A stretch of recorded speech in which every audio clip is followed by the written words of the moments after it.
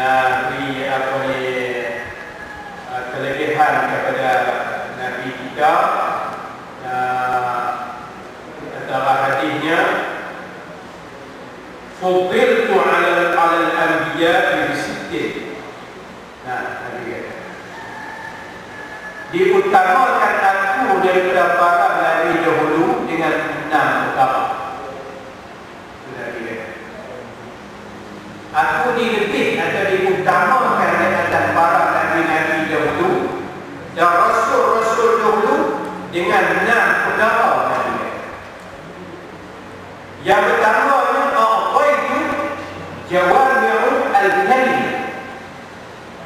Apa makna a'taitu? A'taituka jawami'ul al-kalim. Maknanya, dia beri kepada aku jawami'ul kalimi, kata-kata yang ringkas tetapi mempunyai makna yang luas. Kata-kata ringkas saja Nabi kata, tapi makna-makna dia banyak, luas. Itu satu. Dan yang kedua dia, wa nusirtu bir-ra'di, wa nusirtu bir-ra'di. Diberi kemenangan kepada aku lantaran kegerunan seru. Allah Subhanahu wa ta'ala memberi kemenangan kepada Nabi dengan Allah mencampurkan kegerunan seru. Mana Allah campurkan dalam hati seru Islam itu bagi takut kepada tentera-tentera Islam yang dipimpin oleh Nabi dan juga para sahabat. Tak hebat dia. Allah. Bila kita tengok pada masa Nabi dulu, Nabi berperang sebulan. Rum, maka kita YouTube belakang Rum tengok tentera Islam.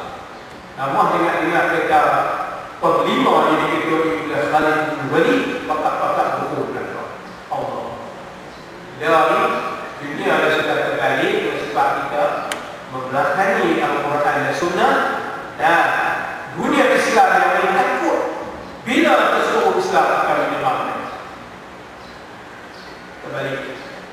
Macam Islam yang di Palestin, Allah duduk dalam keadaan takut, duduk dalam keadaan gelisah bila dihujani oleh Tuhan. Bila orang Yahudi yang mengkau, bila orang Yahudi yang ambil apa yang apa bunuh mereka dan sebagainya. Duduk dalam ketakutan. Tapi pada masa itu seterus kata Islam. Apa kehebatan yang dalam masa Nabi dulu? Ialah kehebatan mereka, iaitu 2 perkara itu mereka berpegang teguh kepada Al-Quran dan Sunnah. Mereka bukan membacanya saja, tapi membaca, mempelajari dan melaksanakan isi kandungan dalam Al-Quran. Saya itu menjadi mereka itu hebat. Seteru mereka. Allah campurkan kegerunan ketakutan dalam hati seteru pada masa Nabi dan para sahabat. Hebat. Ini kelebihan mana Allah bagi kepada Nabi dan lebih daripada apa yang Nabi.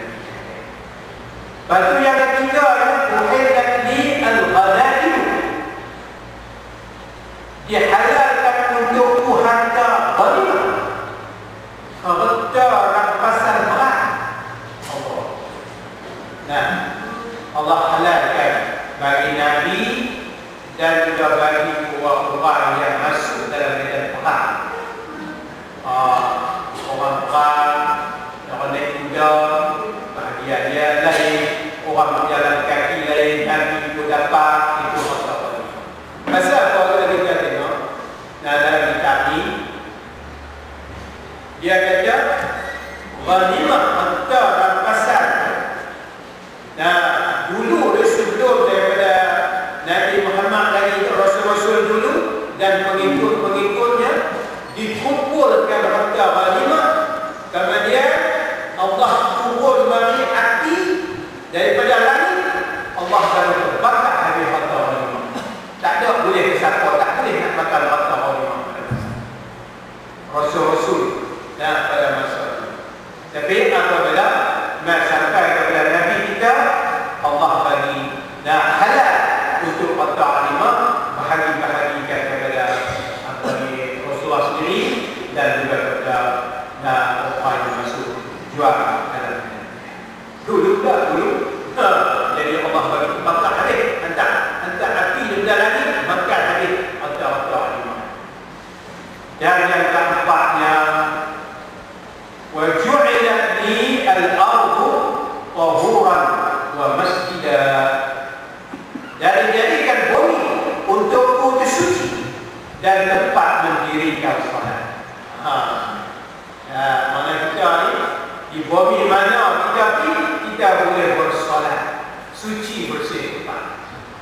Tapi dikecuali dalam tempat sampah sarap, dikecualikan pada tempat yang najis dan sebagainya. Dia nak tunjukkan di bumi mana. Di bumi mana ada orang Nabi Muhammad, bumi itu jadi tempat sujud, jadi masjid. Dia boleh sembahyang di mana saja dia boleh sembahyang. Kalau dia tidak boleh buat wudu, dia tidak wudu, dia boleh bertayamum. Dan dia sembahyang di masjid mana-mana saja, ataupun di tempatnya, ataupun di padang pasirnya, ataupun di mana saja bumi yang Allah berikan kepada Nabi kita Muhammad SAW dan umat. Lepas dari kata kita semayang dalam pekan, di pasar kita di semayang di mana saja tempat-tempat yang mana Allah bagi. Ini keletihan. Jadi dulu-dulu dah tak boleh.